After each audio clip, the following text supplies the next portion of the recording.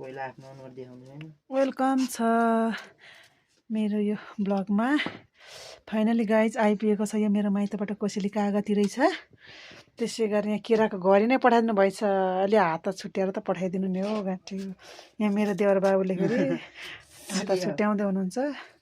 उहाँलाई अलिकति यहाँ समाउने मान्छे पनि भएन छ, के गर्ने र। खाने बेला चाहिँ कतिजना हुन्छ है? खाने बेला त यहाँ कति हो कति, यहाँ काम गर्नेलाई कोही पनि हुँदैन नि। अनि धन्यवाद छ मेरो माइतको बुवालाई, बुहारी भाउजूलाई यस्तो माया गरेर मलाई उहाँ सिन्धुलीदेखिको यहाँ दोलखासम्ममा यस्तो अर्ग्यानिक गाउँको एकदमै मिठो मिठो खानेकुरा पठाइदिनु भएकोमा। अस्ति नै काठमाडौँ आइपुगेको मलाई लाग्थ्यो यो पाकिसक्यो होला भनेर, तर यो हाता नछुट्याएको भएर पाकेन छ। यो हाता छुट्याइदिनु भएको भए चाहिँ यतिखेर पाकेर चट्ट पहेँल पुरबाट खाने बेला भइसक्थ्यो। तर पनि केही बात छैन, ठिकै छ। पठाइदिनु भयो, यतिमै खुसी लाग्यो।